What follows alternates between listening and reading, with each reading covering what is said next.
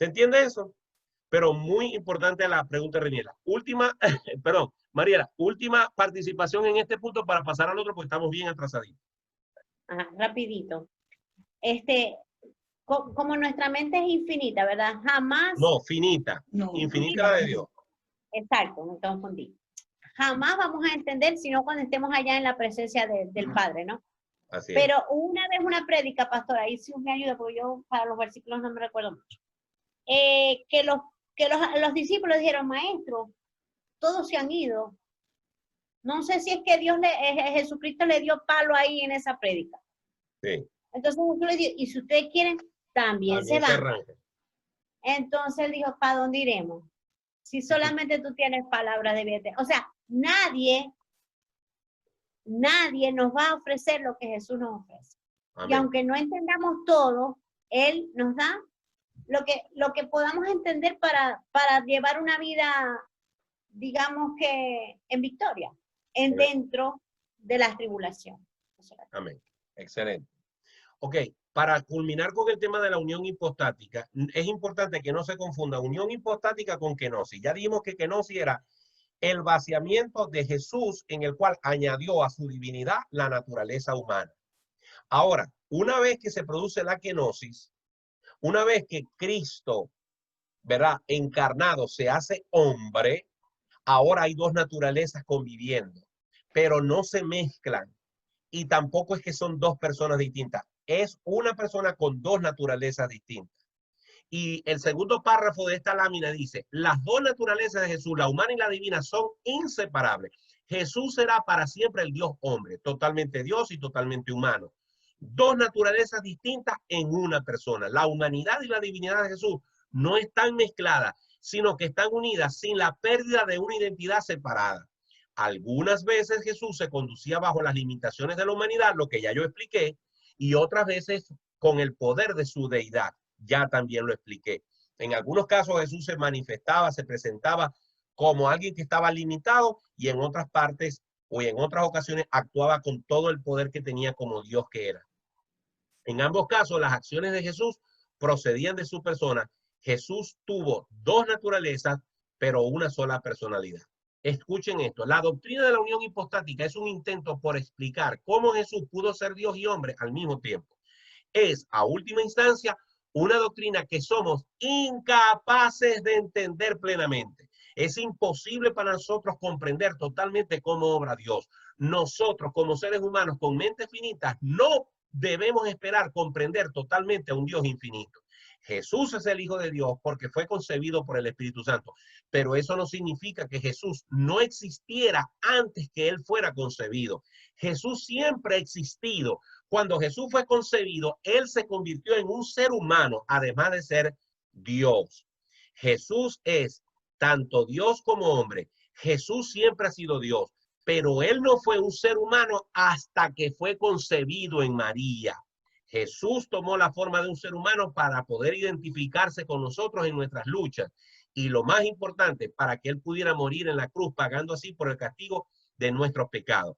En resumen, la unión hipostática enseña que Jesús es totalmente humano y totalmente divino, que no hay mezcla o dilución de ninguna de las dos naturalezas y que él es una unidad en persona para siempre.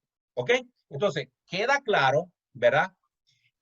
Que la unión hipostática es cómo interactuaban estas dos naturalezas en una misma persona. Siendo una misma persona, Jesús era Dios y era hombre. ¿Ok? La unión hipostática también aclara que en algún momento Jesús se hizo hombre, es decir, Jesús se conecta con el tiempo humano y se hace hombre en un momento de la historia. Pero a partir que Jesús se hace hombre, ahora él es Dios hombre para siempre. Es decir, el Cristo que subió a la gloria, subió ahora con un cuerpo glorificado que no tenía antes de la encarnación. Y ahora él es Dios hombre para siempre. Es decir, sigue siendo el Dios Padre, Dios Hijo, Dios Espíritu Santo. Y si algún cambio hubo, es que este Jesús ahora tiene un cuerpo con el cual nosotros lo vamos a ver en el cielo y que es una antelación de cómo va a ser nuestro cuerpo cuando nosotros seamos glorificados.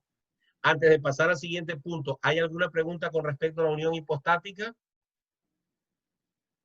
Muy bien, seguimos adelante porque estamos atrasaditos. Este tema es muy importante y lo voy a abordar rápidamente. Un momentito. Si Jesús es Dios, ¿María es madre de Dios? La respuesta es no. ¿Por qué? Bueno, antes de decir por qué, los católicos le van a decir si es madre de Dios, porque en el griego, cuando dice que ella concibió a Dios, o sea, no dice Cristococos, sino Teococos. Y como usa Teococos, quiere decir que ella concibió a Dios en su vientre. Pero evidentemente esa forma de interpretar el griego y de usar ese argumento es muy banal. ¿Por qué? Porque hay otros argumentos mucho más fuertes que ese. En primer lugar, María fue creada por Dios, como todos los seres humanos. Jesús era antes de María. No tenía el cuerpo, no se había hecho carne, pero Jesús era el Hijo y existía desde siempre con el Padre. Es más, una de las cosas que sacó de sus casillas a los fariseos es que Jesús le dijo, antes de que Abraham fuese, yo soy. Ahora, si Abraham era 30, 40, 50 generaciones antes de María, ¿cómo Jesús no iba a ser antes que María? Así que decir que María es la madre de Dios es un absurdo porque ya Jesús existía antes de que María existiese. María, segundo argumento, María no fue concebida sin pecado como enseña el dogma de la Inmaculada Concepción. ¿Se acuerdan de aquel rezo que dice, Ave María, Madre de Dios, ruega por nosotros? ¿Ok? María sin pecado concebida. El dogma católico de la Inmaculada Concepción dice, escuchen, que cuando María fue a ser concebida por su papá y por su mamá, cuando el papá de María y la mamá de María tuvieron relaciones y el espermatozoide viajó hasta el óvulo de la mamá de María, en ese momento la mano de Dios cubrió, ¿verdad? Esa unión de óvulo y espermatozoide y libró a María del pecado original. Por eso María no tiene pecado. Hay que tener los pantalones bien puestos para inventar semejante absurdo. Y sin embargo, los católicos lo enseñan como enseñar el ABC. ¿Ok? Así que mucho cuidado con eso. María fue un vaso donde Jesús, el Hijo de Dios, se hizo carne. En todo caso, María es madre de Jesús, hombre, y no de Jesús, Dios. ¿Estamos claros? María, en todo caso, es la madre de Jesús, hombre, de los huesos, de la sangre, del pellejo, de la carne, del pelo de Jesús, pero no de Jesús Dios. Y aquí quiero detenerme un momento, porque esto es muy importante. Ustedes se acuerdan que en otras clases yo les he dicho que hay cosas que la Biblia no dice, pero que son teorías que yo tengo. Si no lo sabían, para Mariela y Carlos y no sé si Zuleima, hay cosas que la Biblia no dice, pero que yo tengo ciertas teorías y yo las hablo con ciertas personas que yo considero maduras.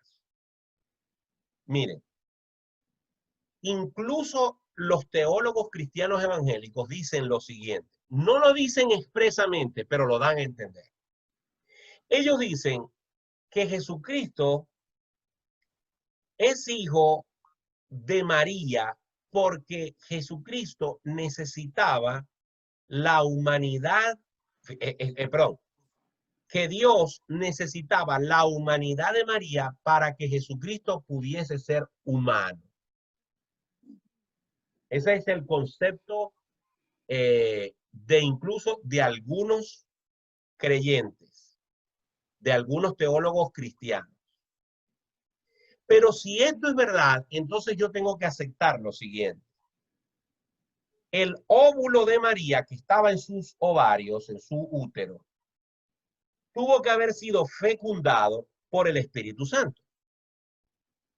Si eso fue así, Entonces yo tengo que aceptar también que Jesucristo tenía la mitad de la naturaleza de María. Y María era pecadora. ¿Sí o no? María era pecadora. De hecho, aquí en los argumentos dice que María llamó a su Dios mi Señor y mi Salvador. Incluso ella dice, ha mirado la bajeza de su sierva. Entonces, si María le transmitió a Jesús los 23 cromosomas que se le transmiten la madre al hijo y 23 cromosomas los transmite el padre, yo tendría que aceptar entonces que los cromosomas humanos de María se mezclaron con 23 cromosomas divinos de parte de Dios. Y a mí no me gusta esa idea. A mí no me gusta esa idea.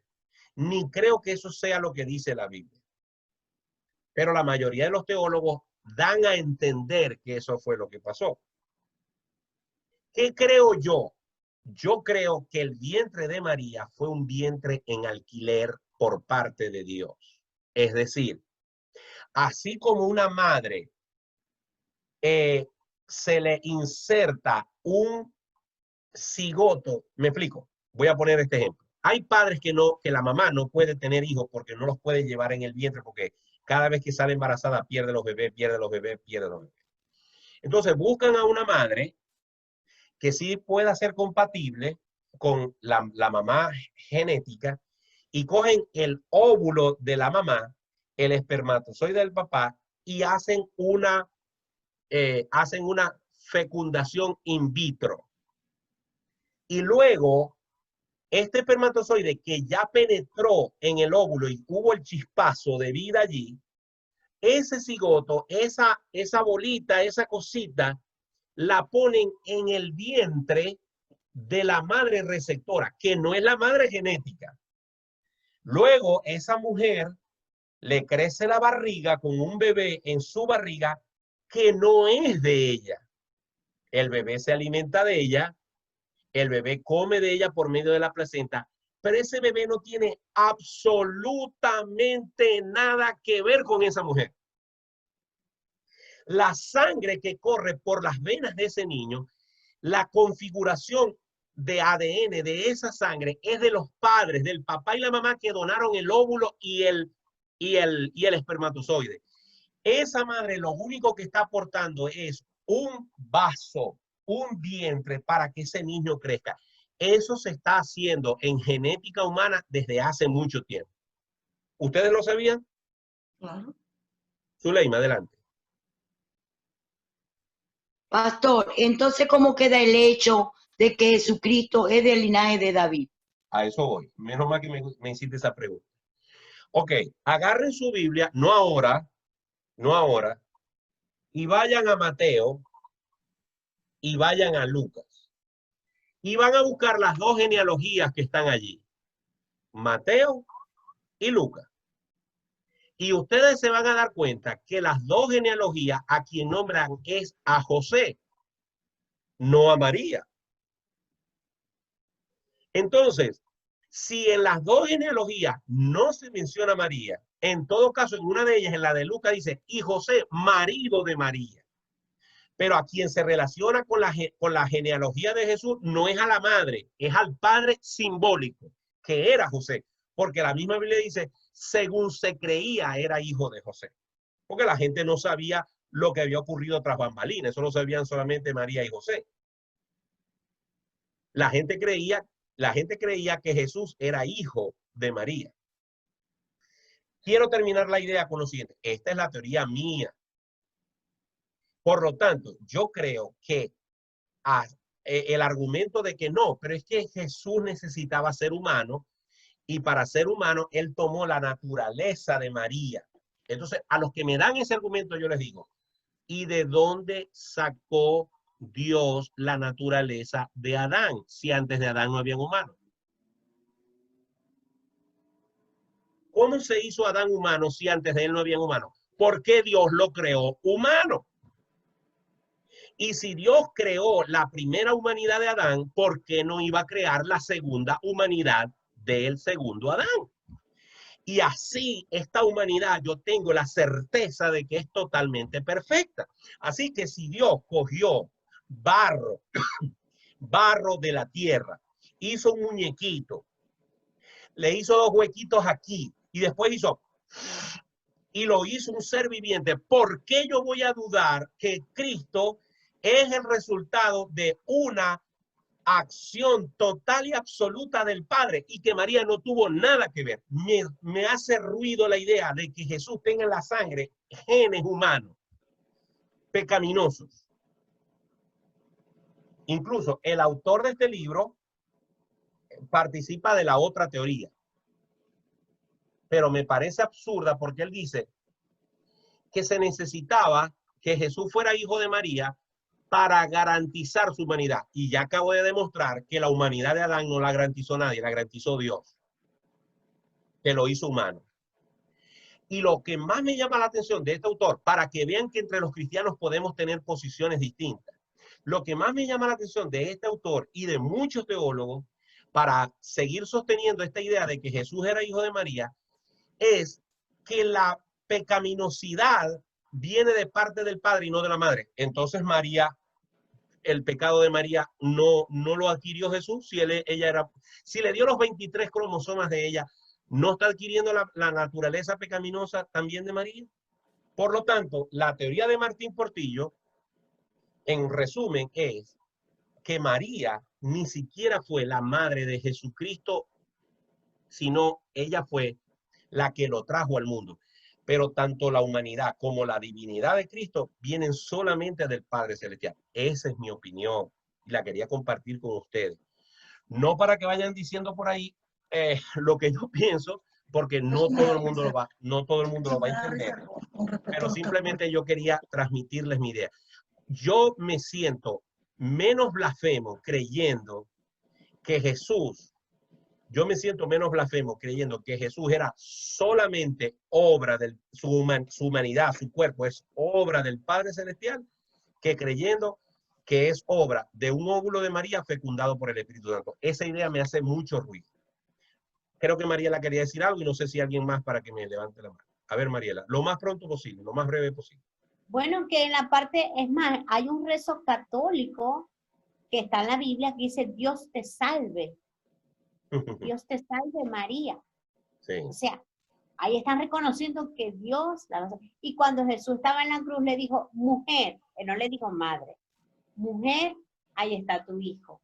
Juan, ahí tu madre. Porque, o sea, eso fue una de las cosas más bellas que Jesús hizo en la cruz, ¿no? Que sabía que Juan, o sea, pienso yo, bueno, mi teoría es que Juan tenía problemas de autoestima, pues, porque siempre estaba pegado a Jesús. Bueno, eso la cosa. Muy bien. ¿Alguien más? Ok. Fíjense lo siguiente. Jesús nunca llamó a María madre. En ninguna parte de los evangelios ustedes van a ver a Jesús llamando a María mamá, madre. Nunca. Las pocas veces que se dirigió a ella y está narrado en los evangelios, la llamó mujer. En Juan 2:4, cuando ella se le acercó y le dijo, ¿no tienen vino? Él le dijo, ¿qué tienes conmigo, mujer? En Juan 19:27, cuando le dijo a Juan, he ahí, hijo, he ahí tu madre, mujer, he ahí tu hijo. No le dijo madre, he ahí tu hijo, como dicen los católicos, ¿ok? Le dijo mujer. Y en Marcos 3:33, 34, una mujer le gritó, benditos sean los pechos que te dieron de mamar. Y Jesús le dijo, bienaventurados los que hacen mi voluntad, porque ellos son mi padre y mi madre. ¿Ok? Así que Jesús nunca reconoció a María públicamente como su mamá. María sabía que solo Jesús podía hacer milagros. ¿Por qué? Porque cuando hubo necesidad de un milagro, ella no lo hizo. Lo hizo otra vez buscando a Jesús. Por cierto, los católicos entonces ahora, como se dieron cuenta que esto no les sirve, dicen que María nos lleva a Jesús y es porque María fue a buscar a Jesús para que hicieran milagros. Cada día inventan otras cosas. María no vuelve a ser mencionada en la Biblia después de Hechos 1:14. Si era la madre de Dios y era una persona que era determinante, como la quieren hacer parecer los católicos hoy en día, que le rezan, que le piden, que si Dios quiere y la Virgen, dicen. Entonces, ¿por qué en Hechos, por qué en la Biblia no se le vuelve a mencionar más? Si apenas, empezando el libro de los Hechos, que es el libro que nos cuenta toda la historia de la iglesia primitiva, solamente la mencionan en Hechos 1:14 y ya más nunca la vuelven a mencionar. María supo que Dios era su Señor y su Salvador. Lucas 1:46-47 tiene ese pasaje que dice, mi alma se regocija en mi Dios y mi Salvador. Y María no recibió alabanzas de parte de Jesús, aun cuando hubo oportunidad para hacerlo. El pasaje que acabo de mencionar. Cuando una mujer exclamó, bienaventurados los pechos y el vientre que te trajo al mundo. O sea, alguien estaba exaltando a su madre. Jesús pudo haber dicho, sí, verdaderamente, bienaventurada mi madre que me trajo al... No, no, no. Él dijo, bienaventurados los que hacen la voluntad de mi Padre, porque ellos son mi Padre y mis hermanos. Eso es con respecto a si Jesús es, si María es la madre de Dios o no. Ahí están algunos argumentos. ¿Por qué Cristo es comparado con un cordero? Muy bien. Déjenme ver la hora. Comenzamos a las 7 y ya son las 8:33, así que ya estamos sobre la hora. Bueno, básicamente ahí está todo bien explicado, pero la razón es la siguiente. Voy a leer el pasaje que está allí. Primera de Pedro 1:18-21. Sabiendo que fuiste rescatado de vuestra vana manera de vivir, la cual recibiste de vuestros padres, no con cosas corruptibles como oro o plata, sino con la sangre preciosa de Cristo, como de un cordero sin mancha y sin contaminación, ya destinado desde antes de la fundación del mundo, pero manifestado en los postreros tiempos por amor a vosotros, y mediante el cual creéis en Dios, quien le resucitó de los muertos y le ha dado gloria, para que vuestra fe y esperanza sean en Dios. Miren, así como le dije hace un rato atrás que Isaías 53 era mal aplicado para usarlo como remedio milagroso para sanidades físicas, ¿ok? Igualmente, la sangre de Cristo, no ahora, desde hace mucho tiempo, ha sido mal utilizada como medicina o protección para cosas terrenales.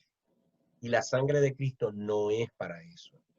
Te cubro con la sangre de Cristo. Cubrámoslo con la sangre de Cristo. Cubrite con la sangre de Cristo. Eso no es para eso. No, a mí no me va a dar el coronavirus porque yo estoy cubierto con la sangre de Cristo. No, a mí no me van a robar el carro porque yo lo cubrí con la sangre de Cristo. No, a los hijos míos antes de que salgan para la calle yo los cubro con la sangre. Hermano, eso no podemos. O sea, a veces los evangélicos actuamos con ciertos amuletos esotéricos. La sangre de Cristo no es para eso. Y voy a explicar para qué la sangre de Cristo y cuál es su relación con el Antiguo Testamento. En primer lugar, tenemos que recordar lo siguiente. La sangre, tanto en los animales como en los hombres, incluso en las plantas, porque las plantas no tienen sangre roja, pero tienen savia, que es una especie de sangre, ¿verdad? La sangre es la transportadora de vida. La sangre, en la sangre está el contenido genético del ser humano. Por la sangre se transmiten las herencias y los linajes. En conclusión, la sangre es símbolo de la vida, de la esencia de la vida. Por esta razón, la Biblia dice, sin derramamiento de sangre no hay remisión, no hay perdón de pecado. A Dios en su soberanía decidió que el pago por los pecados tiene que ser derramar sangre. Y por eso al pueblo de Israel desde el principio se le invitó a sacrificar animales. Y estos animales tenían que ser lo más perfecto posible para representar al Cordero perfecto que vendría en el futuro, que es Jesucristo. Por eso durante todos los años durante todo el tiempo que duró Israel en el desierto y todo ese tiempo que estuvo antes de que el Mesías viniera, ¿verdad? Ellos celebraron sacrificio tras sacrificio. Antes de ese punto, Carlos Conde, ya te voy a dar chance. Antes de ese punto, nosotros recordamos un evento muy particular en el cual, estando los judíos todavía en Egipto, vino la 10ª plaga. De todas las plagas que Dios mandó al faraón y a Egipto para que soltara a Israel, para que soltara a los hebreos, la última plaga fue la plaga de la peste, de la mortandad. Y que iba a matar ¿a qué? A los primogénitos de cada familia. Pero los hebreos recibieron una orden que decía, o un consejo, o una orden que decía, tomen la sangre del cordero y pónganla en los dinteles de las puertas. Y cuando pase la plaga por ahí, la plaga no entrará. De ese evento viene la aplicación errada de creer que cuando yo menciono, que cuando yo invoco, que cuando yo traigo a colación la sangre de Cristo, entonces yo soy protegido como el que pone una sábila en la puerta, una herradura en la puerta, o una Biblia con el Salmo 23 abierto en la sala de su casa. No hay ningún poder esotérico en la sangre de Cristo. Esa sangre que fue colocada allí era una prefijación, un antetipo, una tipología de la sangre que iba a ser derramada en la cruz del Calvario para que usted y yo estemos marcados por la sangre de Cristo y el pecado no tenga poder para traer muerte a nuestra vida. Nosotros hemos sido comprados por la sangre de Cristo, hemos sido librados por la sangre de Cristo, el precio de nuestra redención fue pagado por la sangre de Cristo y en ese sentido la sangre de Cristo nos cubre y nos hace limpios y aceptos en el amado. Pero a mí me puede dar coronavirus si Dios quiere que me dé coronavirus. A mí me puede dar cáncer si Dios quiere que me dé cáncer. Yo me puedo estrellar en un avión si Dios quiere que me estrelle en un avión. A mí me puede pasar cualquier cosa mala, así sea hijo de Dios, aunque yo haya sido lavado en la sangre de Cristo, porque la sangre de Cristo no me protege de esos aspectos negativos de la vida, aunque yo diga que estoy cubierto con la sangre de Cristo. Porque la sangre de Cristo no tiene ese propósito. El único propósito de la sangre de Cristo derramada en la cruz del Calvario fue pagar el precio de nuestra redención. Carlos Conde creo que quería decir algo. Sí, pastor, yo creo que eso quedó establecido en el jardín del Edén, cuando el Señor, para cubrir el pecado de ellos dos, de Adán y Eva, él mata a un animal y ahí fue el primer derramamiento de sangre que está relatado en la Biblia, como que fue usado para cubrir el pecado de ellos dos. Así es. Por eso Cristo es comparado con un cordero. ¿Por qué? Porque durante siglos el pueblo hebreo, Abraham, etcétera, estuvieron sacrificando corderos y animales como una antesala a lo que iba a ser la venida de Jesucristo. Una vez que Jesucristo viene, una vez que Jesucristo muere, Él es el Cordero perfecto, Él es el Cordero de Dios y su sangre termina por completo de hacer que se tengan que hacer sacrificios todavía hasta el sol de hoy. Por ejemplo, vamos un momentico a Hebreos capítulo 9. Hebreos capítulo 9.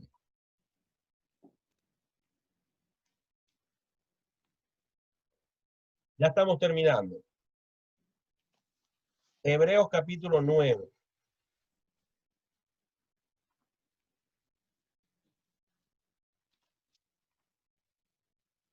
Dice Hebreos 9:23 en adelante. Fue pues necesario que las figuras de las cosas celestiales fuesen purificadas así, pero las cosas celestiales mismas son mejores sacrificios que estos, porque no entró Cristo en el santuario hecho de mano, figura del verdadero, sino en el cielo mismo, para presentarse ahora por nosotros ante Dios, y no para ofrecerse muchas veces, como entra el sumo sacerdote en el lugar santísimo cada año con sangre ajena. De otra manera le hubiese sido necesario padecer muchas veces del principio del mundo, pero ahora en la consumación de los siglos se presentó una vez para siempre por el sacrificio de sí mismo para quitar de en medio el pecado. Y de la manera que está establecido para los hombres que mueran una sola vez y después de el juicio, así también Cristo fue ofrecido una sola vez para llevar los pecados de muchos y aparecerá por segunda vez sin relación con el pecado para salvar a los que esperan en él. Es decir, que durante el Antiguo Testamento, ¿verdad? Y hasta el tiempo de Jesús, y hasta el momento en que Jesús murió en la cruz del Calvario, se sacrificaban corderos, se sacrificaban animales, pero una vez que Cristo muere en la cruz, ese rito, ese sacrificio expiatorio, tiene que cesar porque ya Cristo pagó una vez y para siempre por nosotros. Eso es lo que Cristo hizo en la cruz del Calvario. Y la sangre derramada por Jesús solamente cumple la función de pagar el precio de nuestra redención y hacernos salvos, porque nuestros pecados son lavados en la sangre de Jesucristo. No invoquemos, no llamemos, no mencionemos, no nos aferremos a la sangre de Cristo como un amuleto, como algo que nos va a proteger de cosas extras. Pueden pasar, por supuesto que debemos hacer lo que dice la Biblia, encomienda a Jehová tu camino y él hará. Dice la Biblia que bienaventurado el que habita al abrigo de Dios, pero ninguna cosa nos debe dar base doctrinal para usar la sangre como protección para cosas terrenales. Quisiera saber si este punto quedó claro.